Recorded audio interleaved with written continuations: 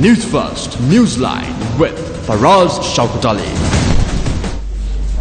Good morning and very warm welcome to Newsline from Newsfirst, broadcasting live on the brand spanking new channel from the Capital Maharaja Group, TV1. Good morning to you, Bandula. Good morning, Faraz. And how are you? Good. I thought I must say he comes from Jaffna to you. You were in Jaffna over the weekend. The Jaffna man. The man from Jaffna. Yeah. We're also joined by a Member of Parliament, former Minister and Leader of the MEP and the Joint Opposition, Mr. Dinesh Gunawardena. Very good morning to you, Mr. Dinesh. We're very grateful for you waking up early and getting here, but I think next week you're going to do it even earlier on the Sinhalese program. This week, day after. Day after. Mr. Dinesh, let me ask you, is there a problem between the President and the Prime Minister? Politically, we see, any analyst will see that they are having two different stands on many issues. Yeah. The most recent being the President's statement on that no foreign personnel or experts are needed to conduct affairs in our country other than on economic advices. Mm-hmm. So this is a deviation from the position of the Prime Minister who had taken different position in Parliament, and maybe also the Foreign Minister. So the President has very clearly said, I think in a message is, I'm the President and I decide which way to go. So do you welcome that as the leader of the joint opposition? Any good thing from the government or the President, we have to welcome as citizens of our country. Basically, we stood for this position, that there should not be foreign intervention, that we are capable, our professionals are capable, our judiciary is capable of tackling any of these issues independently.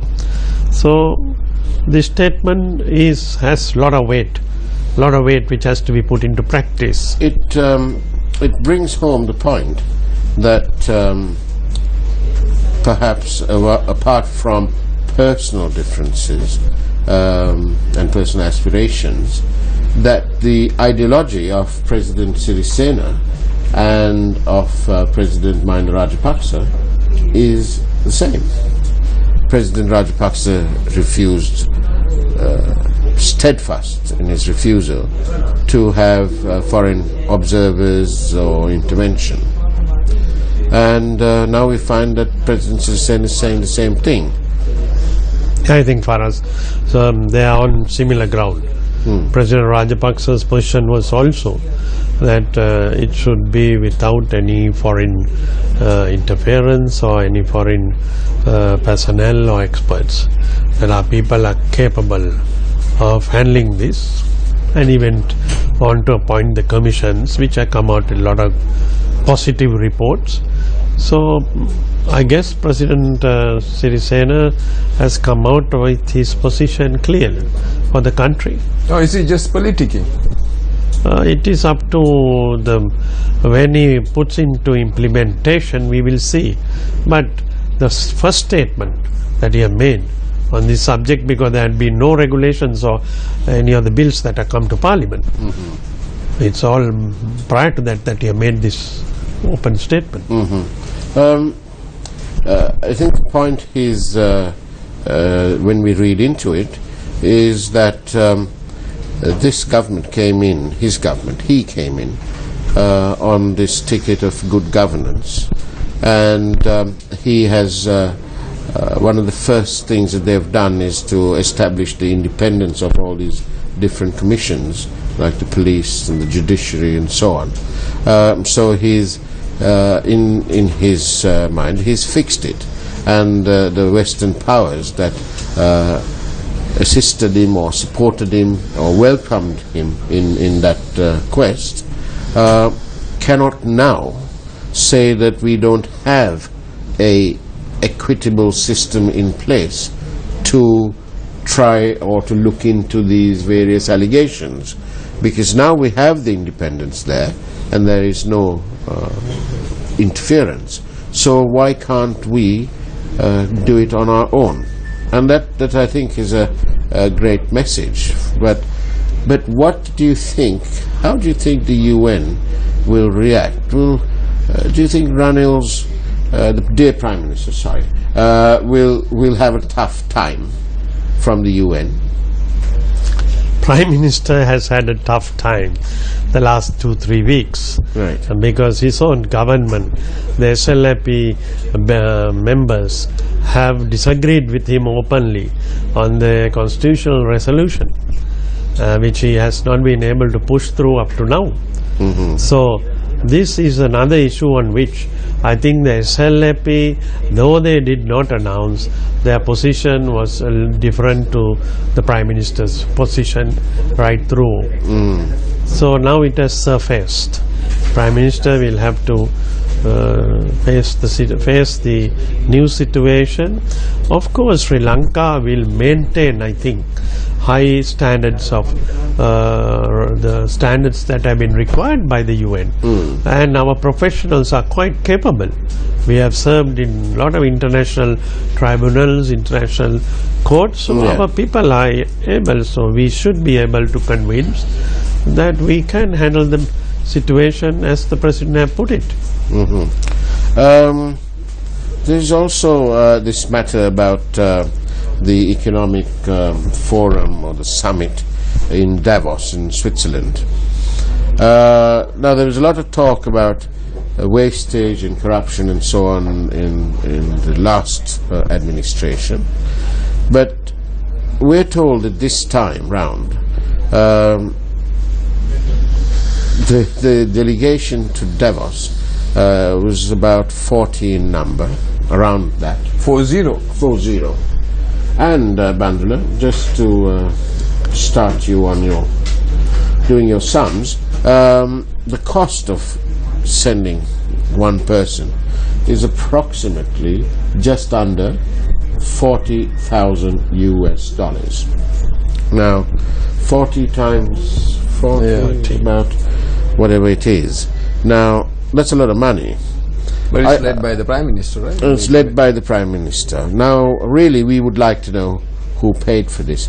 But I noticed that when Mr. Cabral was the governor of the central bank, it was just he who went to Davos.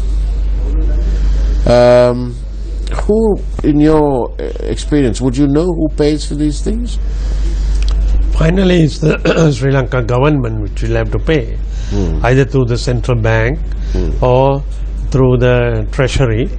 There are various funds through which they would have to pay.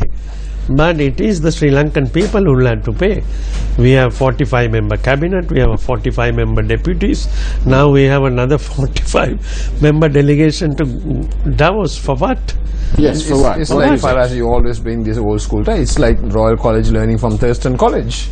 Maybe that's something like that next door. Yes, that's right. He's continuing really what President Mahinda Rajapaksa did. Isn't it? Isn't it a continuation? After pledging to the people that it will not happen again, they keep repeating the same thing that was to be wrong before the people. But people continue to suffer. This is our problem. The people continue to suffer. Well, also our safeguards. Our safeguards are not working as announced. Now these matters should be able to be immediately checked by the Committee of Parliament. You see, Parliament is being devalued. In any other country, immediately, either the Public Accounts Committee or a special Committee of Parliament would move and call upon the officials who are gone. They are not happening for us. They what we should really establish. I think some of these people, by the way, just to let you know, $40,000 times 40 at the current exchange rate is approximately 227 million rupees. That's an awful lot of money. Quite big amount. We could, if you divide that by about 3,000, we could have 75,700 square feet of homes and if each of those were 500 or 600 square feet, because after the tsunami, the emergency housing that they proposed was approximately 575 square feet. 500, yes. So on that basis, there's an awful lot of homes you can build. And they've blown this, because that's what it is. They've blown it on some junket to Davos. What for? Is it to find the mystery billionaire who's going to invest $1 billion in Sri Lanka? No, but it's to bring more money to the country, right? Really? Yeah. Mystery billionaire has not been announced up to now. We have had these statements coming in. Yeah. But as you say, there's a big amount of money which the country can't afford, because we are in the worst monetary crisis today. We are heading to a serious monetary crisis. But didn't you create it? We have not created the Not monetary you, crisis. as to say. Our government, we were stable enough. We were able to, we were borrowing, but we were able to keep borrowing also. Here the government is unable to borrow.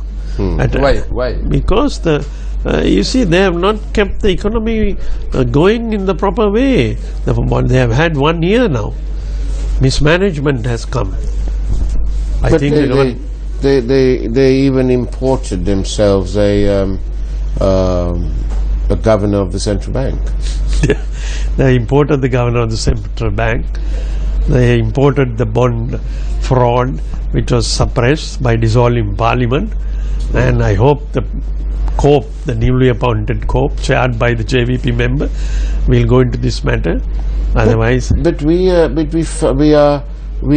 disturbed, but not distracted by the seeming inaction of the JVP member, who is the chairman of COPE, Sunil Handunekti. Now, Sunil was very vociferous before his appointment. And do you think our dear Prime Minister has engineered his appointment to buy his silence? Difficult to say, but JVP and the TNA had an understanding with the UNP for over the last 2 elections. It was clear. I mean, they were virtually running government for 10 months after the new president came. Yeah. So they are in way indirectly having an understanding. To find out more about these covert and overt understandings, we'll be back after this short break. Stay tuned. Welcome back to Newsline with Mr. Bandula Gunawardena. Come on. Dinesh Gunawardena. I'm so sorry. Dinesh Gunawardena and what's your name? Yeah. Bandula. But don't insult him by calling him Bandula Gunawardena. No. He's the one, he's this economic, the person who said you can live with 2,500 rupees. So please don't insult. Well, yes, that's a bit of a joke. Maybe he's living on 2,500 rupees. I doubt it. He must be drinking mineral water only. So is this partnership between President Sirisena and Prime Minister Wickremesinghe, is it an unlikely partnership? Will it crumble soon? Of course, President Sirisena came to office by the support given by the UNP, which is a fact which cannot be easily forgotten. And in return, President Sirisena helped Ranil Wickremesinghe, the leader of the UNP, to form a government by giving some SLPs into cabinet. Otherwise, Ranil would not have been the Prime Minister. He didn't get overall majority. So both have been politically having different agreements on different areas. So, but President Sirisena, he has to function as the president of the country.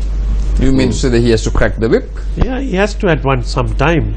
He has to, because Prime Minister does not hold all the functions and subjects that President Sirisena holds.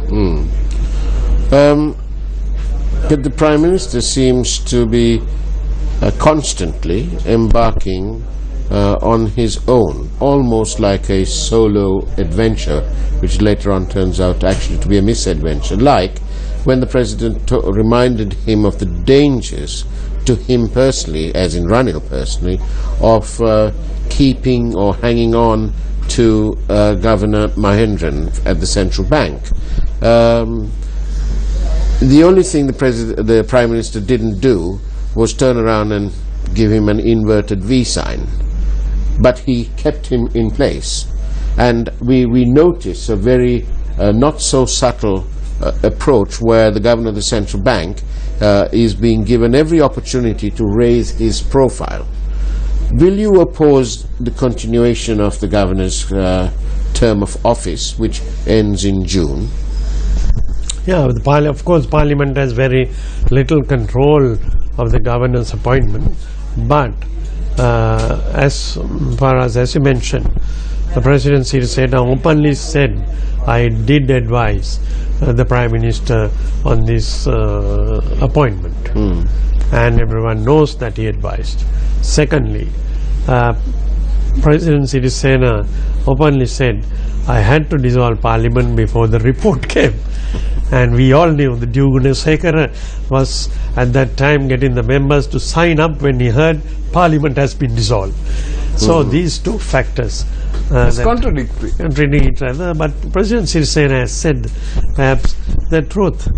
It's up to Parliament and up to COPE to go into the matter, report to Parliament and proceed. So it's up to Hadun Nethi, the new chairman, to start betting on this subject. Would you put pressure as the joint opposition? We are also members of the COPE, so our members, though we are in minority, though we have 50 members, we are not being recognized by the Speaker yet. Why is that? Why is the Speaker doing dirty then? The Speaker, I think, is under pressure. From whom? Perhaps his own loyalties, political loyalties, put the pressure. But he has to be independent. And far as you know, that in the Lok Sabha, if you don't have 10%, you don't become the leader of the opposition. Right. So in India, even now, here we have more than 10%. We have 50, but 16, I don't criticize Mr. Sambandhan, but the mistake has been made by the Speaker. But there's always been a sort of a profound belief that Mr. Karujaya Surya is a man with a spine worth having, and that he's independent, is a gentleman, and so on and so forth. But if he is not recognizing this group of 51 as the main opposition, something's wrong. What is the excuse he's relying on? Of course, he's relying on an excuse that there are only 6 parties in Parliament. You know, the political parties under which you came into Parliament have to be recognized, and that's all. But it has not been so over the years of Parliament in our country. I mean, our traditions have been Dr. N.M. Pereira, the left leaders, when they resigned from government, they were immediately recognized by the Speaker. We are given enough examples in other parliaments, even Lok Sabha, our neighbor, the biggest parliament in the Commonwealth. It's a different tradition. So let me get this right. The Speaker is saying that he can't recognize y'all because y'all have come elected in Parliament as from different UPFA and different groups. No, we have been elected under UPFA. That's his position. But the previous Speaker recognized sections of the UPFA. So, I mean, each Speaker having their own new interpretations, not going to help Parliament. We have 50 members. Is a fair number, and with the majority of the UPFA. What about this new party you're trying to form? Are you going to be the leader of the new party? There's so much talk about a new party. The joint opposition has come together. All of us are together on common issues, and we'll move forward for a political program. It's a new party then. Political program will come. That means you will say Rajapaksa's weight and Gunawardana's will take over, right? There will be no issue of Gunawardana or Rajapaksa But I'm or told, Vikramasinghe. I'm told that there is a possibility that another Rajapaksa, Gotabaya Rajapaksa, will enter the political minefield through this new party. Is that true? I do not know. This is news to me because I also read this news. Who's tipped to fill the vacant seat of MKDS? There's so much talk No, of but that's a UNP vacancy. UNP vacancy. It's not UPFA. Not UPF. But in your mind, there's so much a talk of, General, okay, now Field Marshal Sarath Fonseca. What's the news you got? No, you see, I think one should commend Ranil Prime Minister because he took a stand that none of the defeated candidates will be brought in. And he'll follow the list. This is something he immediately announced soon after elections, which is different to the UPFA. No, you got to commend him for that. For that, that's a good example he set, and I don't think the Prime Minister will deviate from that. He need not. So lots of people are lobbying, I know. Yeah. He need not, but that's different from what actually happens now. What about that chap, what's his name? Azad Saleh. He's made a lot of noise. He's been out in sideways and all sorts of things. But she's a defeated candidate, isn't she? She falls into that category. Yes. Otherwise, Ranil could have brought her in. Yes. I'm sure he can get if Niraj Deva. How about Niraj Yes. Deva? What is your position on that, Mr. Dinesh? He's a we have director of Sri Lankan we have a Airlines. member of the European Parliament of Sri Lankan extract, we agree, but he is has been nominated onto the board of Sri Lankan Airlines. Technically, nothing wrong, but why have a member of the European Parliament? The President a few days ago, when he was making the statement about foreign intervention, he said something about this country is full of or has plenty of Dakshio. So I presume that there are enough of Dakshios to sit on the board of Sri Lankan Airlines and fly them into profits. Yeah, our national airline. And would you dream of being a director of British Airways as a member of the Sri Lankan Do you Parliament? aspire to that? We can ask David Cameron. No, I think for us, firstly, even if he was offered, he should have declined. That would have been the highest standard to be set by a European EU member. Right.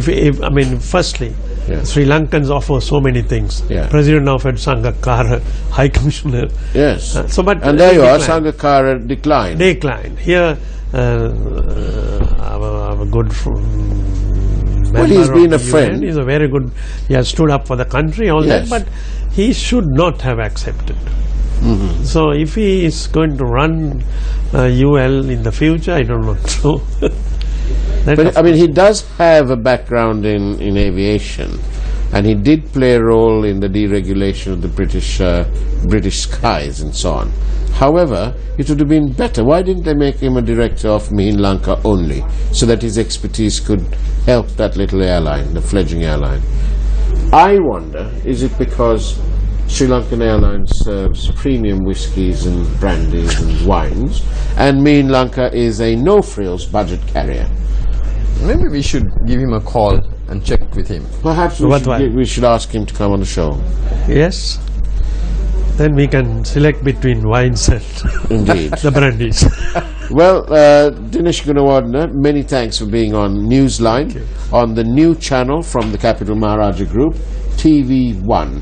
And I hope you encourage everyone to watch just the only channel worth watching, TV1. TV1. And Bundle, thank you for your presence. Thank you. On that note, we'll say thank you for watching, take care, and God bless.